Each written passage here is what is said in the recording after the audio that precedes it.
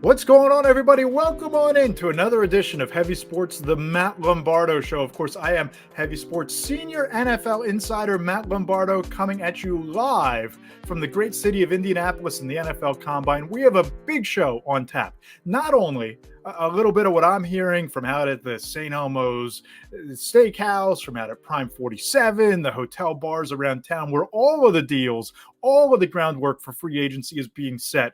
We'll chat with Green Bay Packers legend and Pro Football Hall of Famer LeRoy Butler, get his thoughts on Jordan Love, on the Packers' trajectory in the next couple of years, and we'll break down a lot of what I'm hearing and set the stage for the rest of the offseason. But as always, if you enjoy the podcast, we have a brand new home. We have a brand new exclusive home for the Matt Lombardo Show. Just go to heavy.com. Lots of great videos are being posted to heavy.com every single day, and the Matt Lombardo Show is now the centerpiece of that video production. So if you enjoy the podcast, thank you for listening. Thank you for following along. As always, you can follow me on Twitter at Matt Lombardo NFL, but you can find the podcast at heavy.com. We're making a big push to watching and having you view the podcast right there. It's your one-stop shop. All of the insight on all your favorite teams, all the articles at your fingertips, along with each and every episode of the Matt Lombardo Show there at heavy.com. So, of course, we're here at the NFL Combine, where a lot of NFL careers really get their start. And joining us now is the guest who got the Lambeau Leap its start, none other than Pro Football Hall of Famer, Green Bay Packers legend, LeRoy Butler joins us. LeRoy, how you doing, man? Thanks for taking the time today. Always my pleasure.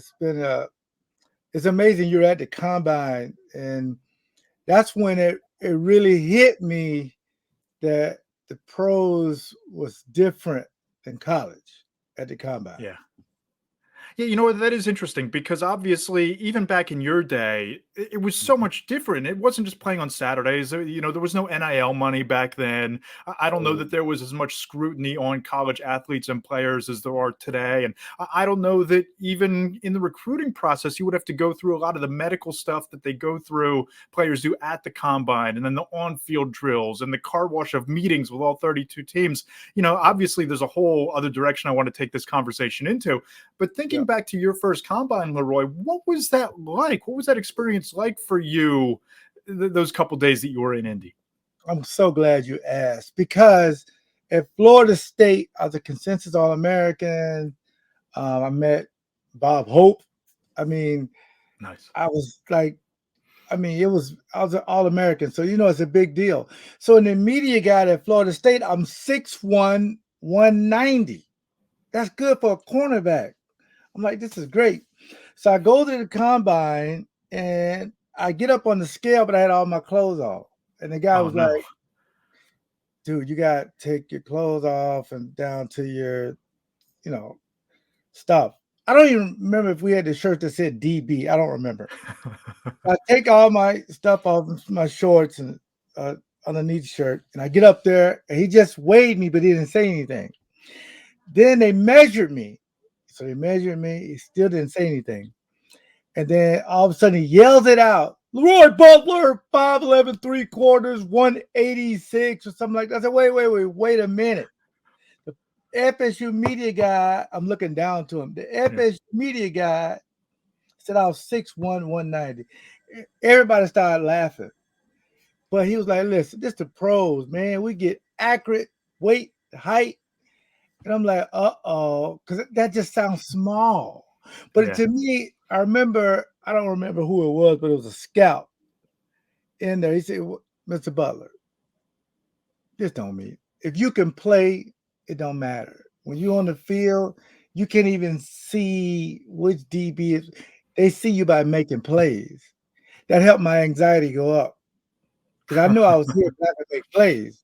But at the time, because most kids who will watch this, they all want to be taller and bigger. But sometimes it's not really about that. I took advantage of my opportunity. So the Combine really, because nobody sat us down and said, it's going to do this, they're going to do this, this, and this. Now your agent gets involved.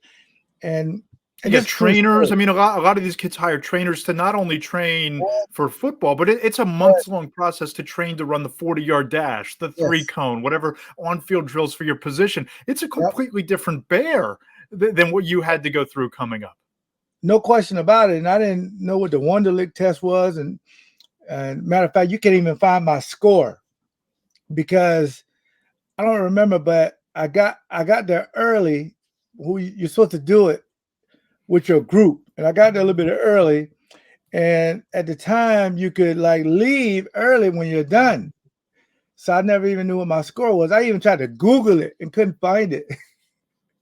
I couldn't find my score. So I said, this is not that big of a deal because filling out doing this test, it has nothing to do with me making plays. I kept thinking what the scout told me. I wish I knew that scout's name. All I thought about is making plays. But the anxiety is the 40-yard dash for defensive backs. That's a big deal. I mean, that's the number everybody remembers, right? That's the number, whether you're a defensive back, a wide receiver, a running back, hell, a mobile quarterback, people are going to think back to their 40 time. And obviously that was the beginning of your NFL career. You go on to go into the Hall of Fame, you get the gold jacket, you're in the Ring of Honor for the Green Bay Packers. But I think there's a segment of Packers fans who remember you, not for the start of your career, not even for the gold jacket, but the start of the Lambeau Leap. And I'd love to hear your telling of the story of how the Lambeau Leap came to be and how you got started. And you started that tradition that's going to live long after, LeRoy Butler is even there to observe the Lambeau Leap and watch Packers football. The reason why it's significant, it has a lot to do with the combine because it has to do with speed. And I remember to segue into that, I remember when I ran the 40, I ran like a 4.62 or something like that. And I know all the other defensive backs would run like 4.3s. Yeah. So I said to myself, if I ever get a fumble or interception, I'm going to get run down by it because I'm not real fast. So any kids watching this, it ain't about how fast you are. I took advantage of my opportunity. Speaking of the leap, I caused a fumble. Reggie White picks it up, and it's really cold that day. The field was frozen. And as he was falling down, we call eye contact. I said, Reggie's going to lateral the ball. And I remember Coach Holmgren saying, if a defensive back or a linebacker gets a fumble or interception, don't lateral it because no one will drop it. Because we play defense for a reason, right? And I just remember getting it because people ask me all the time, did I have it planned? No, this is all spontaneous. And I get the lateral from Reggie. I run down there and I jump into the stands. And the reason why humbly I think it's the best celebration, because you get a chance to celebrate with your fans, which really are stockholders. So this is the only place. In Green Bay, they certainly are. In Green Bay, they're actually stockholders. Yeah. Nobody else can say that you can jump up, do the leap, and go up to your owner and high five him. And then Robert Brooks, one of my best friends, he made a song about it and it blew up. And he actually trademarked it so no other team can use it. And he made a song called Jump in the Stands. And even the President Clinton came to Lambeau Field. And I gave him a CD. The millennials or even you said, y'all had CDs back then? I'm not that young. I'm not that old. I remember CDs. I had a whole CD collection in high school. I'm embarrassed of what was in it, but I had the CD collection back in the day. Yeah, but it's a big deal. The fans are just truly amazing. That's the best way for us to pay homage to our fans, show them how much we love them. The more leaps you do, the more love you can give your fans. Absolutely. And his Twitter handle is @Leap36. So you keep it simple and keep it, on brand with the tradition. LeRoy, I want to fast forward a little bit to this current Green Bay Packers team and their situation. And you're obviously plugged in there and you're a media mogul on top of everything else. How significant is their need at safety? Because you look at Adrian Amos is entering the final year of his contract. Darnell Savage is there. But if you're looking in 2023, 2024, 2025 and beyond, how important is the need at safety? How big is the need for Green Bay at that position right now? Well, if you look at the last, 5 classes, I think, or 4 classes of the Hall of Fame, a safety went in pretty much every year. Yeah. So people starting to say, you know what, this position is very important. So Darnell Savage was the first round pick. And I think he was between a safety and a corner. He's just an athlete. Well, we'll try him at safety. and he didn't fare very well. Then they brought in Ford, kind of a journeyman, a young guy, who's played pretty good, especially against the Dallas Cowboys. He played very well, but that position need to be upgraded for sure. Because if you think about all the plays that they gave up, the one game, the Detroit game, Jared Goff was able to go over the top because those guys weren't athletic enough to stop what we call explosion plays. So safeties don't necessarily need to be 4'3", don't need to be 6'2". You just need smart guys to take advantage of the opportunity and make sure everybody's lined up properly and don't be a great hitter. Be a good tackler. Just get the guy on the ground, because if the guy gets to you, you've already went a long way because you're already the last guy. And I always say safety is important because it's the only position when you look behind you, you see the goalposts. Right. Last line of defense. Yep. Everybody can get help, but you can't. So it's very important. Yeah, man on an island. And, historically, the Packers aren't necessarily big players in free agency. Historically, they draft better than probably 2/3 or more of the franchises in the league.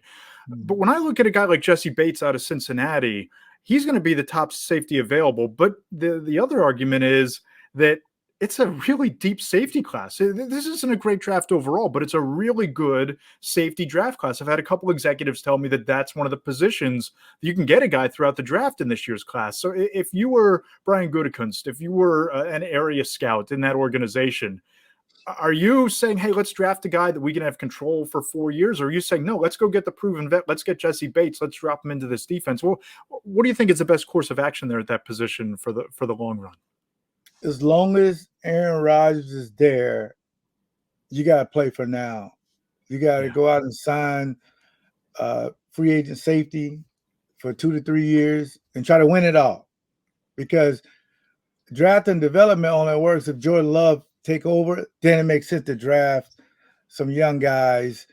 I mean, they're on a fast track to win a Super Bowl. Last year, you didn't even make the playoffs.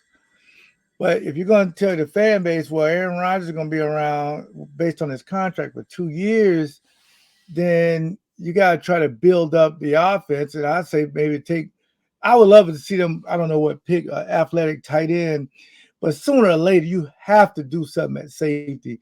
And sometimes you got to, if you really like a guy, like the young man you're talking about, Bates, then you take him and then you just hope he can be one of these guys. Just like Kansas City played like seven rookies in the Super Bowl. Sometimes these guys are ready to go. Like Quay Walker, he was ready to go. He started from day one. So if you can get a guy like that in your scouting department and you're at the combine, which I'll go ask your opinion, I don't like the fact that coaches aren't there. That's a head scratcher to me, because I think the coaches should see these guys, should meet these guys. I think the reason why I went in the second round, in my meeting, they put me on the chalkboard and they was asking me questions, not scouts. Because scouts, to me, talent, X and O's is coaches. When a defensive back coach asks me specific questions about rotation, coverage, and things of that nature, they can gauge whether or not you'll be ready or not. Yeah, for sure. And I agree. And I mean, every year, let's say that a quarterback gets drafted early and he turns out to be this great player. 2 or 3 years down the line, you're now seeing teams share the video of their meeting at the combine where they have the guy go up and diagnose a certain play from college or something that stood out in that meeting. So yeah, I agree with you. The coaching staff's not being here, I think it really shortchanges that evaluation process. And I know you get visits and you get to go to pro days, but there is something to being here. And you brought up Jordan Love, you brought up Aaron Rodgers. From your connections, LeRoy, what are you hearing about how the Packers feel about Jordan Love? Because it almost feels like it's getting to the point of, okay, we drafted this guy in the first round, similarly to drafting Aaron Rodgers and letting him sit behind Brett Favre for 2 years. It's almost getting to that point of do it or don't do it when it comes to Jordan Love. What are you hearing in terms of how they feel about him as a potential long-term solution? Be ready to go. He ready to go. Yeah. He ready to go this year, next year, wherever. He's ready to go. He's committed. He's already working out. He looks fantastic. There's no more questions. He's ready to go. Now, Aaron was a little bit more ready after 3 years on the fire. But when Favre went to waffling, Ted Thompson said, enough of that. Whether Aaron is ready or not, I want to find out. Yeah. And they only won 6 games Aaron's first year starting. But you could see that it was time to move on at some point. I don't think Jordan Love should be like this, though. I don't think that when Aaron says he's going to play this year, I don't know if I would ask for a trade. I really don't. I would let it play out because the last 2 years, Aaron didn't know if he wants to play or not. This is the best situation for him. If he goes to somewhere, if he asks for a trade, say he asks for a trade, because he wants to play, I don't blame him. You go to another place, you got to learn a new offense. It's all these questions, and now you got to start from scratch. And he probably will succeed. But if you stay in Matt LaFleur's offense, that he's been there for 3.5 years, when he get the keys to this franchise, he's ready to go. There's no more questions about Jordan Love. Nothing. I don't want to read or hear nothing about if he's ready. I haven't seen enough. You ain't supposed to see the backup quarterback because you think the starter's going to have an amazing year. But if your starter's not there, if you don't know if he wants to play, I mean, I could have saved Aaron a lot of money. He could have stayed in my basement. I don't only charge him $36,000. I don't know where he went, Oregon or whatever. He could have just stayed down there. I'd have sent him some food down there, text him, you okay, cuz? You would have turned the lights off. You would have turned the lights off. It was dark for him. Everything they did. Everything. I would have told him all kind of Bible scriptures. And I mean, I can't give him no ayahuasca, none of that synthetic. But I can give him some Jesus. And that's free. That'll free your mind. So, and I'm having fun with it, but Jordan Love ready to go. Yeah, it's interesting you say that because you listen to Brian Gutekunst here and just the tone. It seems like there's a lot more excitement about Jordan Love at this point, maybe than there's been in the past, and maybe a little bit less towards Aaron Rodgers based on how the last couple of seasons and how the last couple of off seasons have played out. And I guess that when you look at that situation, regardless of who the quarterback is, how do you avoid getting stuck in limbo? Because, I mean, they went down to week 18 this year, with the playoffs on the line. They didn't make the playoffs. What happened against Detroit happened on Sunday night. There were some great young receivers and Romeo Dobbs and obviously Christian Watkins. But how do you avoid that scenario where you're stuck in limbo, where you have some veterans over here, but some young players over there, but a roster that isn't ready to compete? How do you choose a lane between rebuilding and going for it? Well, sometimes the thing about Ted Thompson, he always did both because he had his quarterback. So he put that aside and he built this roster. Pretty much all the first round picks were on defense. And when people say, well, Aaron Rodgers never had a first round pick at wide receiver, well, I mean, you really don't need that. If you got guys you can get in the second round, Jordy Nelson, Devontae Adams, Randall Cobb and these guys, all those guys put up big numbers. You just need a guy not to turn the ball over and run the offense. And with everything on the line, I want to know why you got swept by Detroit. Yeah. That's the whole thing. Because you make it in the playoffs, anything can happen. So what you try to do is build your roster based on the top. So let's look at the top. Aaron Rodgers is going to count like $40 million if they trade him, and $31 million if he stays. So it's a lot of money. Okay, you're going to be in salary cap hell in a few years. Now, they redid a couple of contracts to make it better. Aaron Jones, Jair Alexander, and 91, big 91, defensive linebacker. So Preston Smith. So guys are reworking their deal, and these guys all said, yes, I will rework my deal. Yeah. But one guy hasn't said, hey, you know what? Not only am I committed, but let's work a deal out to where I can, give you some salary cap relief because y'all committed. The Tom Brady effect, right? The Tom Brady effect of taking less money to, build around him. You haven't seen that.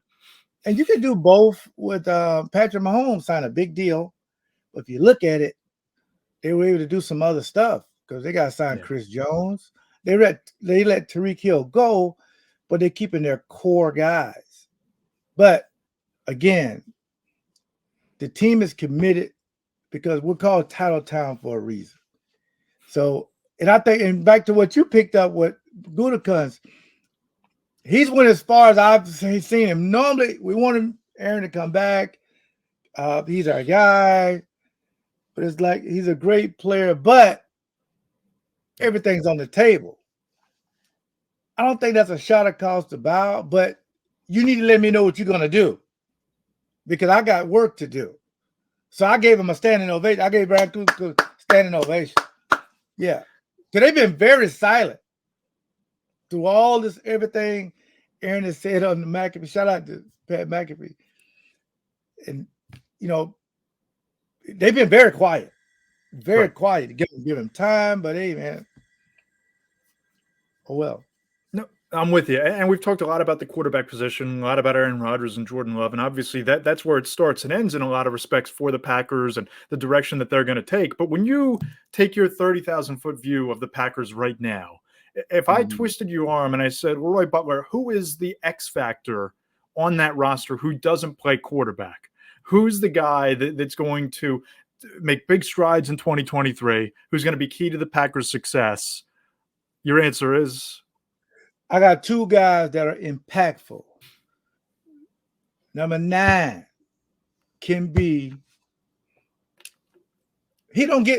Christian Watson don't get the volume of the top receiver. Like Devontae, he's going to get 160 targets. He don't get that many targets. He don't need that many. He's going to lead the league in average yards per catch. He may even lead the league in touchdowns in the future. If he ever got anything like 80 or 90 catches, you're talking about the Justin Jefferson numbers now. That's how good this kid is. He's amazing. On jet sweeps, he affects the whole defense. So I'm so excited for number 9.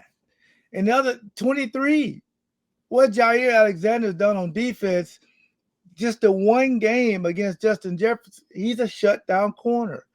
These two guys make you think the future is so bright for the Green Bay Packers.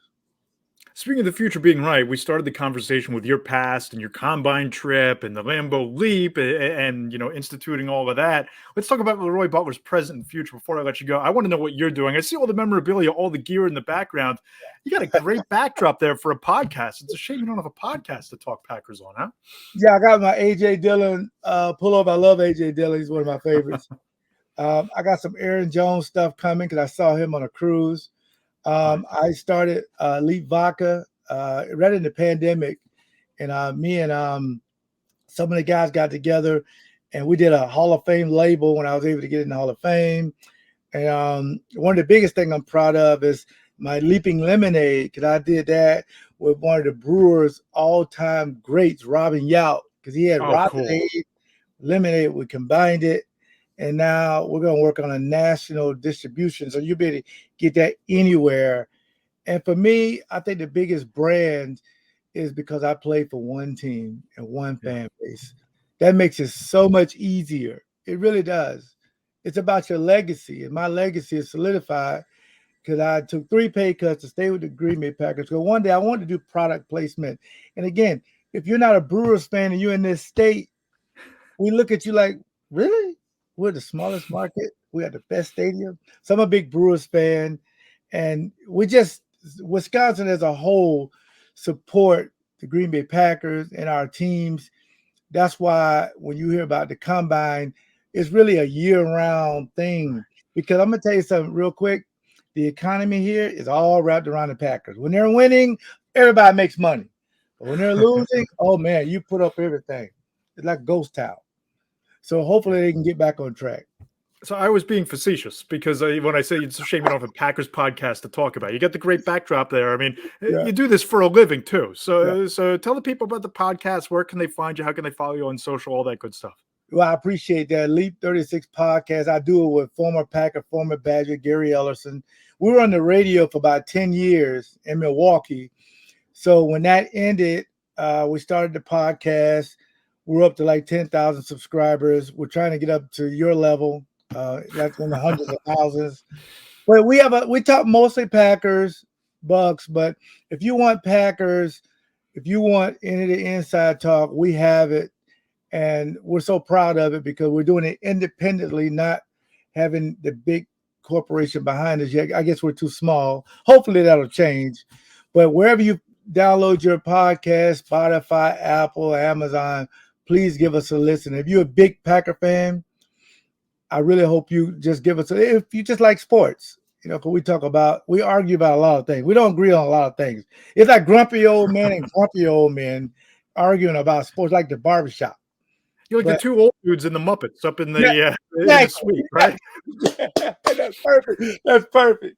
Because he loves Michael Jordan and I love LeBron James. Oh, of course you do. Of course. And you guys are going to do hours on that debate. You walk into any NFL locker room. Right. I'm going to give you a tidbit here. You walk into any NFL locker room. If you want to start a conversation, stand in between two dudes in that locker room and ask them Michael Jordan or LeBron James, because then you'll waste the entire 20 minutes, but you'll get these guys going and it'll be entertaining as hell, as I'm sure the podcast is. He's LeRoy Butler. Follow him on Twitter at Leap36. Check out the podcast. LeRoy, appreciate the time, my man, and best of luck on the vodka, the lemonade. I got to get my hands on both, and we'll talk to you further off the road, my friend. Thank you so much. And tell your producer it was a pleasure setting this up. Tell him I really appreciate it. Thank you so much. Man, what a fantastic conversation with LeRoy Butler, Pro Football Hall of Famer. And I think the biggest takeaway from that conversation is he's all in on Jordan Love. And it sounds for the first time like the Green Bay Packers might also be getting ready to move in the direction of moving off of Aaron Rodgers and on to Jordan Love. And listen, it's about time. And I don't know that I necessarily blame Brian Gutekunst after kind of the antics of the last couple of seasons from Aaron Rodgers. When you look at the will he, won't he come back? Is he committed or isn't he to the Green Bay Packers? And they invested a first-round pick in Jordan Love. And it really feels like it's now or never time for the Green Bay Packers. Either you rip the Band-Aid off, if this is what Rodgers decides, or maybe they decide on their own, listen, if you want to play, we'll trade you to the Las Vegas Raiders. We'll trade you even to the Tampa Bay Buccaneers in the AFC South. We'll move on. We'll go and we'll get our draft pick compensation, but we have to move on to our first-round pick, because when you look at the receiving core, it's a young receiving core that Love can grow with. There's some talent on the defensive side of the ball. And if we're being frank and we're being honest, Aaron Rodgers wasn't that great last year. Aaron Rodgers might not have more than 2 good years left in him at this elite level, whereas Jordan Love, you have to figure out whether you're going to commit to him for 2, 3, 4 more years pretty soon. And this would really be the year to do it. And the Packers aren't in any position to draft a quarterback, but some teams here in Indianapolis are. And just as most of the teams, what's really interesting is that 12 coaching staffs has decided that they're not going to come to Indianapolis. They're not going to come to the combine. They're just going to review the film on tape back at the facility. They're going to focus on other things. But most of the league is here. And while all of the eyes of NFL Network and a lot of the fans are zeroed in on C.J. Stroud and Bryce Young throwing, and whether or not these top prospects are going to be taking part in the drills, and what we're going to be hearing from the podium, and coaches getting the insight from the medical evaluations and the meetings that they have in the hotels this week with these players, gathering all the intel they can ahead of the NFL draft, what really this week is about, it is shifting into overdrive the NFL offseason. Free agency is like a week away. Legal tampering gets underway next Friday. So you have all of the agents of the top free agents here in Indianapolis. Every general manager is here. So you're having, dinners are being, set up to lay the groundwork of free agency deals. You're starting to determine the value of these free agents when the offseason officially begins. And you're starting to hear some interesting nuggets from a handful of teams. And on Tuesday morning, the general managers that are here, the head coaches that are here, they held their press conferences. They held their availability over at the convention center. And there were some interesting takeaways. And I think maybe the most interesting was just how frank and honest Giants general manager Joe Schoen was about what they have in front of them this offseason with both quarterback Daniel Jones and running back Saquon Barkley hitting free agency at the same time. And I thought that it was pretty interesting that Shane used the term, quote, cautiously optimistic when it comes to both of them. And there's a really interesting dynamic here that the franchise tag is probably in play for both of these as a failsafe, right? I don't think that the Giants have any interest in using the franchise tag on Saquon Barkley, but it's certainly on the table for Daniel Jones, and it's one of the options that Shane has for Daniel Jones, as it should be. Quarterback and Daniel Jones should be the priority for the New York Giants. And now we talked about this last week on the podcast. I don't think that Jones is going to command $40 to $45 million. I don't blame him for asking. We touched on this.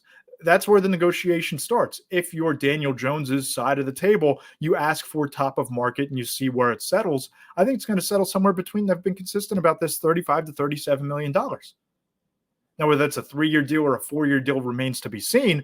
But I do think, as cautiously optimistic as Joe Shane is, I think the tag is very much on the table when it comes to Daniel Jones, not just as a fail-safe of if they can't get a deal worked out before the deadline, that they have him locked in for 1 year, $32.5 million. But if they can't get a deal done, then they tag him and they keep the negotiation going to try to spread out the damage of that cap. Because on the franchise tag, that $32.5 million, that's guaranteed for 1 year, and you're taking that lump sum against the cap this year. So I think there's a very real scenario where the Giants wind up tagging Daniel Jones at $32.5 million and then work out the long-term deal from there. Because Shane admitted as much, they're not happy with their depth along either line, defensive line, offensive line. And if you're going to sandwich $32.5 million on 1 year, it's hard to get better that way, hard to get deeper at that position. So we're going to know a lot more over the next week about the Giants situation. But it really feels like all options are on the table for Daniel Jones, including the franchise tag, even for the short term. And obviously the Giants and every other team across the league, they're trying to get to where the Kansas City Chiefs are as Super Bowl champions. And I thought it was really interesting. Andy Reid was pretty deliberate about this, that he expects Kadarius Toney and Sky Moore to both take on expanded roles next season in 2023 and be a bigger piece of the Kansas City Chiefs offense next season. And it really is impressive to me looking at what Kansas City was able to do at the wide receiver position. Of course, they traded away Tyreek Hill last offseason, and there was a lot of hand-wringing, a lot of concern about, what is that going to do to Patrick Mahomes' MVP caliber ability? How is that going to change what the Kansas City Chiefs do on offense? They go out and Mahomes has the best statistical season of his career, even without his most prolific and explosive weapon, and they go out to win the Super Bowl. But when you look at Sky Moore and Kadarius Toney, both of these guys make game-altering, outcome-deciding plays in the Super Bowl. So they're capable of making big plays in the biggest moments. You think about Toney returning the punt down to the 4-yard line that effectively put the game on ice, and Sky Moore catching a touchdown. These guys are 22 years old and 24 years old, respectively. They're not going anywhere.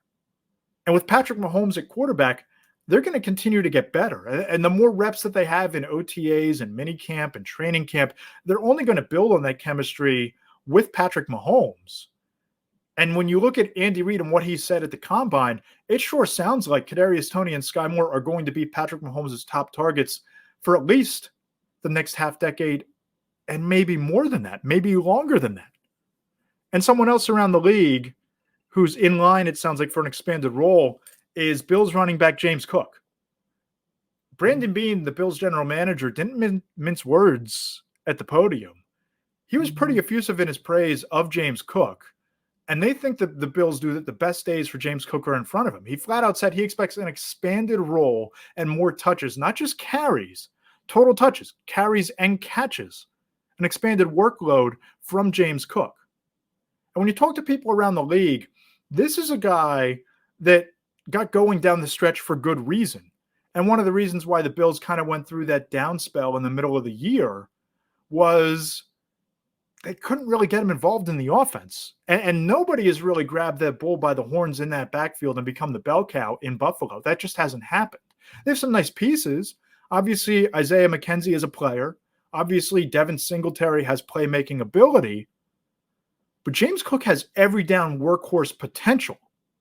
And it sure sounds like Sean McDermott and Brandon Beane expect James Cook to take a big step forward next season. And after all, he averaged 8.7 yards per catch last year.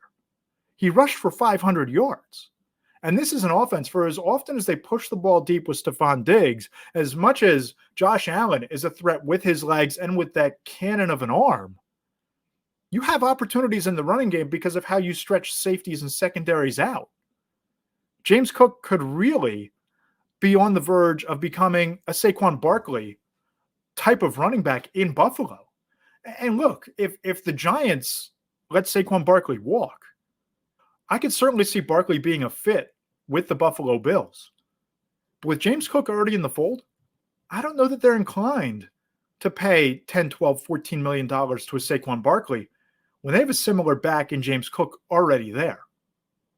So that's some of the buzz from the combine from the early part of the week. But the biggest storyline of this combine is Derek Carr. And as much as we talk about this being center stage for the prospects, and this is their opportunity to put their best foot forward, the New York Jets are using this time, and a handful of other teams are too, to get to know who they think could be their next franchise quarterback. And of course, the news broke via NFL Network on Monday that Derek Carr is coming to Indianapolis, that he's going to meet with teams while he's here. And the NFL Network reported that the Carolina Panthers are one of those teams. Joe Douglas said at the podium that the Jets will meet with Derek Carr after having, quote, an extremely exciting and optimistic meeting with him in New Jersey before even coming to the combine when he visited last week. And what I thought was fascinating was Joe Douglas saying that even though he couldn't say this because of tampering, right? Because Aaron Rodgers is still under contract. Even though they're very clearly still monitoring the situation around Aaron Rodgers, they're very much monitoring Jimmy Garoppolo and what happens there in San Francisco, that they are prepared to pull the trigger when they need to on Derek Carr or any quarterback. So if that meeting goes well in Indianapolis, if Derek Carr comes here and says, I want to be a New York Jet, I want to play alongside Garrett Wilson and Breece Hall, I want to play in New York, it sure sounds like the Jets are ready and willing to pull the trigger. And I think if I'm just handicapping this race, I think the Jets are still the leaders in the clubhouse. But it's interesting that Carr is coming here. It's interesting that he's taking meetings. And there are a couple fits, especially in the AFC, in the NFC. Sorry, Thomas. And there are a couple of fits that I find really interesting, especially in the NFC South. And I think the Atlanta Falcons make a lot of sense because Arthur Blank is the type of owner who isn't afraid of writing, pardon the pun, a blank check because of his net worth and because of the obvious need at quarterback and opportunity. And they have a young core there. They released Marcus Mariota on Tuesday. They have Kyle Pitts, who's an all-pro caliber young tight end. They have Drake London, who has all-pro potential at wide receiver. The NFC South is wide open. And that's why I think that the Falcons could make a play here. And similarly, you can make an argument for the New Orleans Saints. We know Derek Carr visited there. He didn't want to get traded there, obviously, because you don't want the team that's acquiring you to give up draft capital.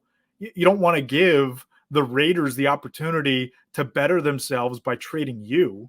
You don't want to give them the satisfaction or the ability to get added draft picks when they've moved on from you, especially the way they did unceremoniously at the end of the year. But you can make a pretty strong argument that the Saints are a great fit for Derek Carr as well, with Chris Olave, Michael Thomas, and Alvin Kamara. And obviously, it's going to take some Herculean salary cap gymnastics to make something work in this situation. But the talent's there.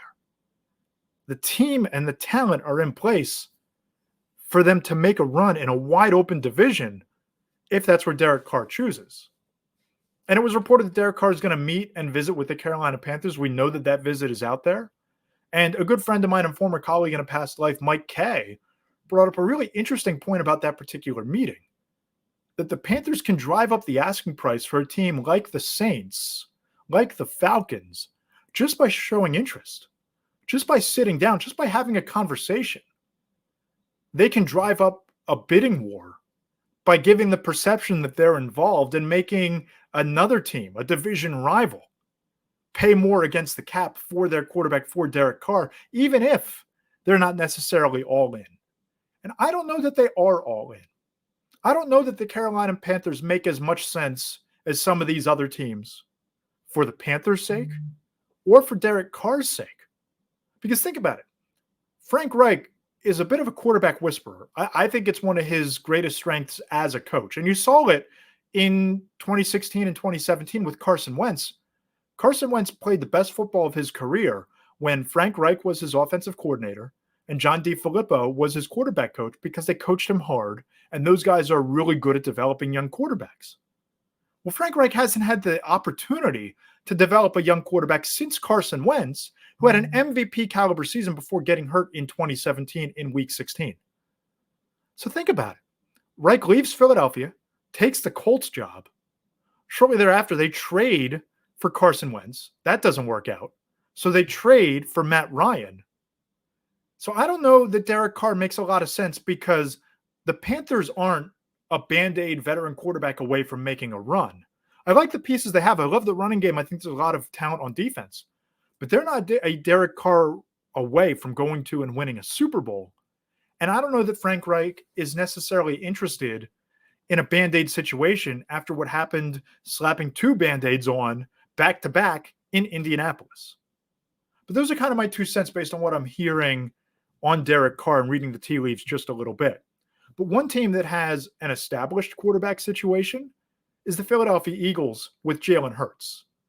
And, you know, you look at what has played out there. They've now lost both of their coordinators. Shane Steichen goes to Indianapolis as the head coach of the Colts. And Jonathan Gannon goes to Arizona and takes the head coaching job there. They've had to replace both coordinators, and they promote Brian Johnson from quarterback coach to offensive coordinator. And I think that's a colossal win for Howie Roseman, for the Philadelphia Eagles, and most of all for Jalen Hurts, because you keep continuity of the staff, you keep continuity of the scheme. And when you talk to offensive-minded head coaches around the NFL, when you talk to present quarterbacks, former quarterbacks, they'll tell you continuity in scheme and coach matters at that position, maybe more than any other. And Jalen Hurts had a pretty strong case for MVP this season. He had a really strong case as the Super Bowl MVP, despite being on the losing team. He outplayed Patrick Mahomes in that Super Bowl. So you now don't have to go and reinvent the wheel. You now, after 2 years in the same system with Nick Sirianni and with Brian Johnson working directly hand in hand in developing Jalen Hurts, you don't have to institute a new system. You don't have to install a new offense, new terminology. You don't have to go through the getting to know you phase of offensive coordinator and quarterback and figuring out how to use him best. You have that in place here. And even before the regular season ended, when I started having really preliminary conversations with sources around the league, hey, forget the coordinators who are going to become head coaches, who are the position coaches who are the next offensive coordinators, the guys that in 2024 and 2025, we're going to talk about head coaches in that cycle. And the name that kept coming up was Brian Johnson, the Eagles' now offensive coordinator. He's perceived as an up-and-coming bright offensive mind inside the league, and Howie Roseman got to keep him in place. The Philadelphia Eagles got to keep him in place, and I think that that's a really big win. Really enjoyed the show. Really had a lot of fun. Great conversation with LeRoy Butler. Hope you enjoyed that. Check him out. Follow him on Twitter @Leap36. Thanks as always to Thomas Darrow, my producer, does a tremendous job each and every week getting this podcast up and running from behind the glass. And if you enjoyed the podcast, please go ahead and check it out on heavy.com. Look at all the insight there. You can follow me on Twitter @Matt Lombardo NFL. You can read me each and every Wednesday on heavy.com. Heavy in the Trenches, the national column. It goes live every Wednesday morning. I'm Matt Lombardo. I'll talk to you next week right here on the Matt Lombardo Show, presented by Heavy Sports.